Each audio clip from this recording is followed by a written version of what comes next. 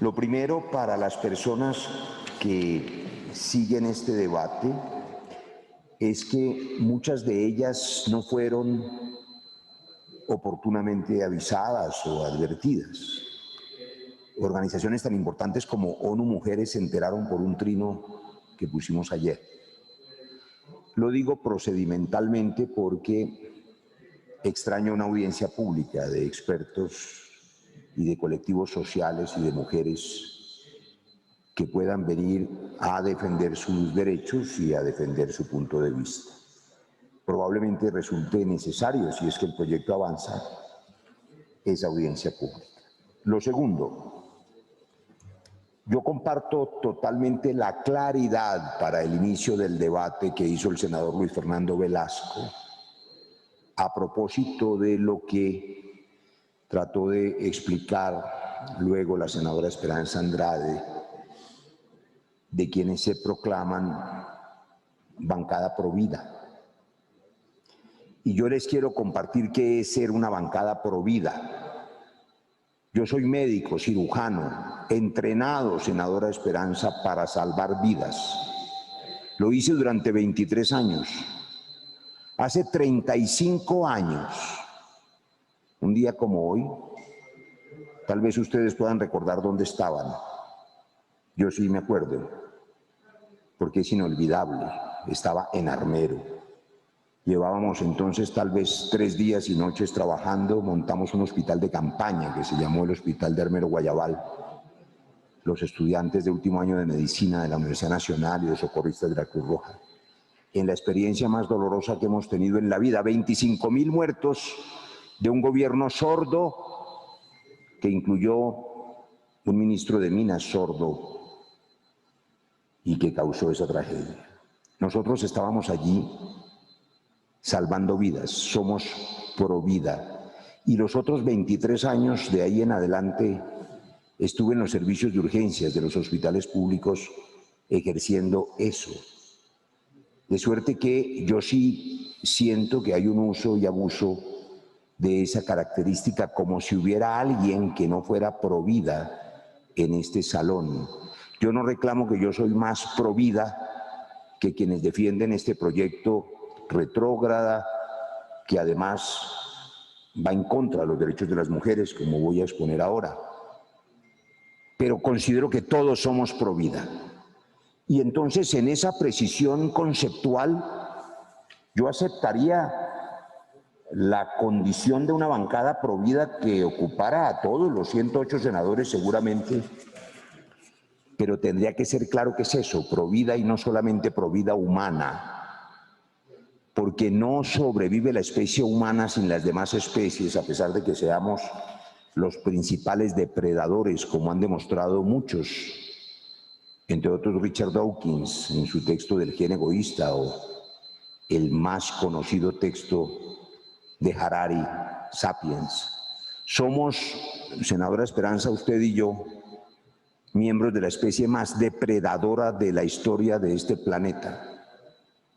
Hemos acabado con la vida desde que nos elevamos sobre 2 pies. Acabamos con los mamíferos superiores, nos hicimos cazadores, domesticamos los vegetales y acabamos otras especies. Y el camino de la depredación no se ha detenido. Ahora en su versión más severa, que es el cambio climático. Y quienes, muchos, no su señoría, porque no conozco su posición, pero sí la de otros que hoy se inscriben en la bancada pro vida, entusiastas aprobaron acompañar la fuerza política más tenebrosa y más peligrosa para la supervivencia del planeta, que es el trumpismo, la filosofía del presidente Donald Trump, el negacionismo del cambio climático que está destruyendo vidas. Gracias a la naturaleza, como diría Feliciano Valencia, gracias a Dios, como decimos los creyentes, solo hubo 2 muertos en San Andrés, en Providencia. Hubo 25.000 en Armero, en los 2 casos por gobiernos sordos. Y ahora, revisaba yo anoche un reporte de uno de los científicos más importantes de MIT, del Instituto Tecnológico de Massachusetts y del Centro de Estudios sobre la Tierra y la Atmósfera, donde no queda duda alguna de cómo la intensidad de los huracanes ha empeorado por cuenta del calentamiento global. Uno no puede defender el negacionismo del calentamiento global que provoca desastres y decir que es pro vida, porque acaba además con las demás especies. Entonces, si uno es pro vida, tiene que ser vegano, y abrimos ese debate, porque aquí lo que se está proponiendo es que un huevo de una de las especies de mamíferos, que es el Homo sapiens, es un ser humano. Yo tengo que decir que estoy totalmente de acuerdo, pero no desde mi formación médica, senador John Milton, sino desde mi cuarto año de primaria, en mis primeras clases de biología, en que por supuesto que los óvulos y los espermatozoides y los embriones están vivos. También las células de su piel están vivas. Pero Así es. Un injerto de piel no es una persona, no es un ser humano. Entonces, hablemos de la vida humana, no solamente de la vida, porque el primer argumento, senadora Angélica, como es cierto, se usa de manera equivocada. Y de buena fe, no tengo la menor duda que aquí hay unas convicciones las más profundas que se pueden tener, que son las derivadas de la fe. Es muy difícil escapar a las concepciones derivadas de la fe, pero este es un Estado laico. Yo crecí, se lo digo a quienes en este recinto son creyentes, yo lo soy, con los hermanos de las escuelas cristianas de La Salle. Yo soy un hombre creyente, yo creo en Dios y en la vida. Tuve la oportunidad de ser médico y de ver en un microscopio los embriones. Los conozco, no me los imagino. Los cigotos, no me los imagino. Unas células de la piel están vivas, pero no son seres humanos. ¿Qué es un ser humano? Allí hay una discusión en la que ustedes quieran. Yo comentaba ahora que pueden ustedes imaginar la definición que se les antoje desde los griegos, antes desde los egipcios, sobre qué es un ser humano. Les voy solamente a recordar una, la de Kant. Un ser humano es un sujeto de acción moral que actúa de manera autónoma. Ese ser humano es una persona.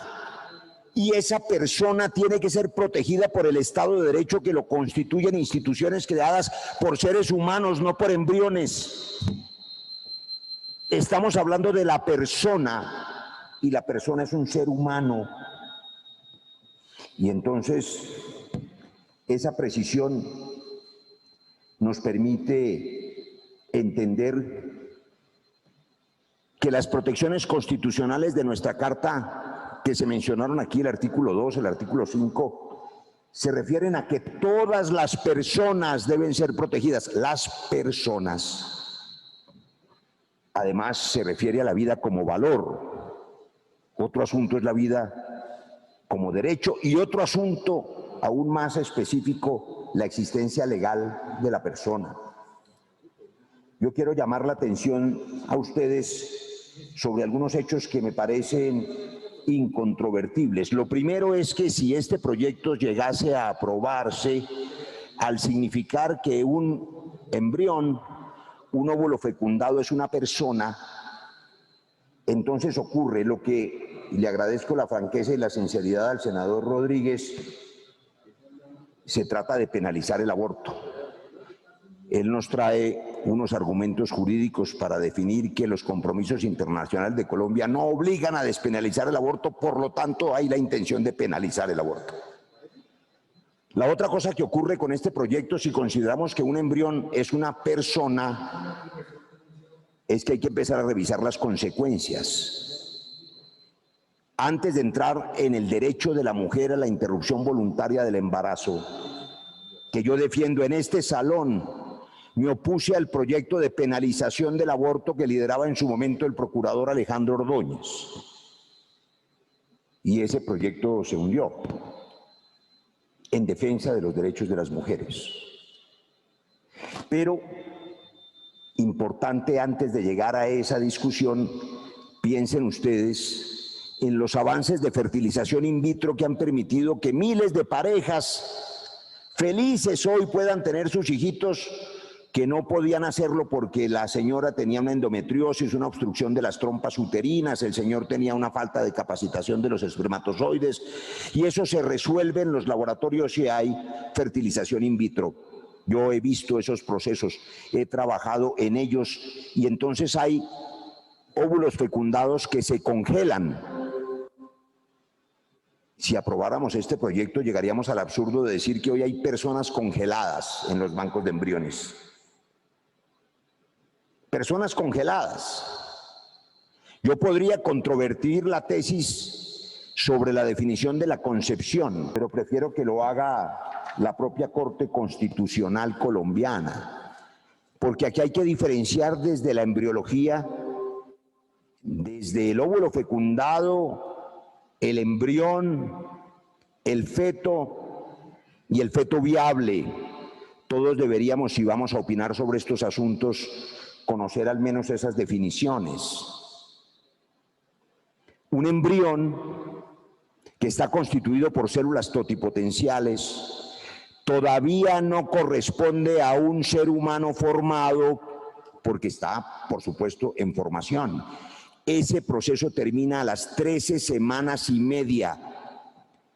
Solo después de esa etapa, los médicos llamamos a ese embrión un feto. Y ese feto, sin la madre, no hubiera sido nunca feto, por supuesto. Y ese feto no es viable sino hasta la semana 20. No hay ninguna posibilidad de que sobreviva antes de esa semana. Y luego en la semana 28 adquiere todo su potencial para sobrevivir aún fuera del útero materno. La concepción entonces depende de que ese óvulo fecundado esté arraigado, sembrado en el útero materno, esté implantado. Leo la Corte Constitucional. El tribunal entiende el término concepción desde el momento en que ocurre la implantación, razón por la cual considera que antes de este evento no procede a aplicar el artículo 4 de la Convención Americana. Asimismo, la expresión en general permite inferir excepciones a una regla, pero la interpretación según el sentido corriente no permite precisar el alcance de dichas excepciones. Es muy importante tener claro este párrafo. Una regulación que sancione el aborto en todos los supuestos significa la anulación de los derechos fundamentales de la mujer y en esa medida supone desconocer completamente su dignidad y reducirla a un mero receptáculo de la vida en gestación, carente de derechos o de intereses constitucionalmente relevantes que ameriten protección. El Comité de Derechos Humanos de Naciones Unidas, en distintos momentos, traigo a colación su expresión del año 2018, los comentarios generales, el número 36, Convenio Internacional de Derechos Civiles y Políticos y el Derecho a la Vida, dice: los estados deben proveer acceso seguro, legal y efectivo al aborto. Repito, los estados deben proveer acceso seguro, legal y efectivo al aborto en los casos en los que se encuentre en peligro la vida y salud de la mujer o niña, cuando le cause sufrimiento y cuando sea resultado de una violación o incesto o el producto no sea viable. Los estados no pueden regularlo de tal manera que las mujeres y niñas tengan como única opción llevar adelante abortos inseguros, ni introducir nuevos obstáculos para el acceso a ese procedimiento recurriendo a la criminalización. Y ahí entonces avanzamos ya no solamente en la concepción biológica, donde queda claro que un embrión no es una persona, no es un ser humano, avanzamos más allá de la concepción filosófica, larguísima discusión sobre qué es una persona, a la concepción social. El drama de miles de mujeres que cualquiera que sea la decisión que tomemos esta mañana, van a interrumpir su embarazo cuando esté en peligro su vida, cuando hayan sido violadas o cuando el ser que gestan tenga una malformación congénita irremediable. Son 17.000 casos de abortos legales reportados al año. Los ilegales y clandestinos no conocemos la cifra. Puede ser 3, 4 veces más. Las niñas que tienen dinero, sus familias van al ginecólogo y las atienden con toda precaución. Las mujeres más pobres y las niñas violadas y abandonadas les toca con un gancho de ropa. Yo las he visto morir en los servicios de urgencias con perforaciones uterinas. Nosotros no podemos retroceder en los derechos de la mujer. La interrupción voluntaria del embarazo es un avance en la concepción de la sociedad y no riñe con la protección de la vida. Yo, a diferencia de algunas personas que tienen una concepción aún más liberal que la mía, estoy dispuesto, senadora Esperanza, senador Pacheco, a que discutamos algo que a muchas organizaciones feministas les parece que no debe debatirse, y es el momento en que es legal interrumpir un embarazo. Para mí, como médico, ese momento está ligado a la viabilidad del feto. Yo conozco casos aberrantes de personas que, abusando de ese derecho de la interrupción voluntaria del embarazo, hacen lo que nosotros llamamos partos prematuros o cesáreas prematuras, quitándole la vida a bebés que son absolutamente viables y formados. De eso no estamos hablando. Yo estoy dispuesto a hacer esa discusión. ¿Hasta qué semana de gestación puede legalmente interrumpirse el embarazo?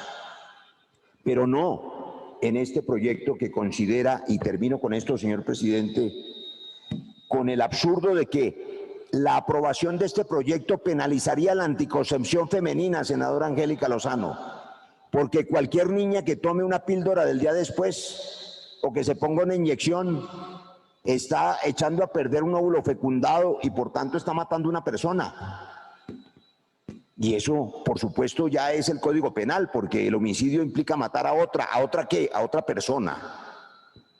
No podemos significar ahora que con este proyecto terminamos devolviéndonos 300 años y 100 años y 50 años a prohibir la anticoncepción, y por eso termino con esto. Yo rechazo en la exposición de motivos la estigmatización que se hace no solamente a las entidades que salvan vidas, dándole solución a las niñas que son violadas o que tienen que interrumpir el embarazo, como Profamilia, que en este proyecto dice literalmente la exposición de motivos que se nos trae: Profamilia se ha convertido en una institución que promueve esta práctica, se refiere al aborto, y por ende es una institución que desconoce el valor de la vida. Eso no es cierto. Es una institución, y no tengo ninguna relación con esa institución, que salva vidas de mujeres humildes. Y dice además en la exposición de motivos: en consecuencia, pretende este proyecto decirle no a la cultura abortista que se nos quiere inculcar e imponer. No, senadora Esperanza, nosotros no estamos haciendo parte de ninguna cultura abortista que queramos imponerle a nadie. Lo que no queremos es que se nos impongan creencias religiosas a este Estado laico, violando los derechos civiles de las mujeres. Durante muchos años, en mis 23 años de consulta médica, mujeres vinieron angustiadas con su pregunta por el destino de su embarazo incipiente. Siempre hice lo posible para que el embarazo continuara. Siempre les ofrecí la posibilidad de que consultaran para la adopción, pero nunca se me ocurrió meterlas a la cárcel para sumarles a la tragedia de una violación o de embarazo no deseado la amenaza de la penalización. Este proyecto implica la penalización de la interrupción voluntaria del embarazo y la penalización de la anticoncepción y la penalización de la fertilización in vitro, con todo y lo absurdo que así parece. Por eso yo invito a todos los liberales y demócratas de esta comisión a votar el archivo que ha propuesto la senadora Angélica Lozano. Gracias, presidente.